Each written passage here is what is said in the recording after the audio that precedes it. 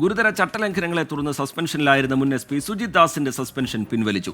Chief സെക്രട്ടറിയുടെ നേതൃത്വത്തിലുള്ള സമിതിയാണ് തിരിച്ചെടുക്കാൻ ശുപാർശ നൽകിയത്. ഷഫീദ് റാവുത്തർ വിവരങ്ങളുമായി ചേരുന്നുണ്ട് തിരുവനന്തപുരത്ത് നിന്ന്. ഷഫീദ്, ഈ അന്വേഷണം പൂർത്തിയാകുന്നതിന് മുമ്പാണ് ഇങ്ങനെ ഒരു ശുപാർശ എന്ന് മനസ്സിലാക്കുന്നു.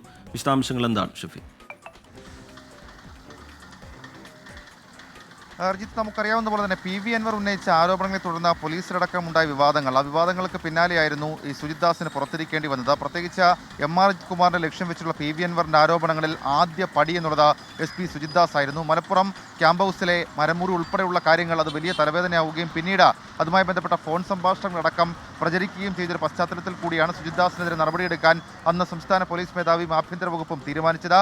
സുജിത് ദാസ് സസ്പെൻഷനിൽ തുടരുകയായിരുന്നു. എന്നാൽ അതിനുശേഷം റിവ്യൂ കമ്മിറ്റി ഉൾപ്പെടെയുള്ള കാര്യങ്ങൾ ചേരുകയും ഇതിൽ കൃത്യമായ ഒരു അന്വേഷണ റിപ്പോർട്ട് അടക്കമുള്ള കാര്യങ്ങൾ സംസ്ഥാന പോലീസ് മേധാവിക്ക് മുൻപിൽ എത്തിയിരുന്നില്ല. ആ സാഹചര്യത്തിൽ സുജിത് ദാസിനെ തിരിച്ചെടുക്കാനുള്ള തീരുമാനത്തിലേക്ക് സർക്കാർ കടന്നു എന്നുള്ളതാണ് സുപ്രധാനമായിട്ടുള്ള നീക്കം. ചീഫ് സെക്രട്ടറിയുടെ നേതൃത്വത്തിൽ ചേർന്ന സമിതിയാണ് തിരിച്ചെടുക്കാൻ ശുപാർശ നൽകിയത്.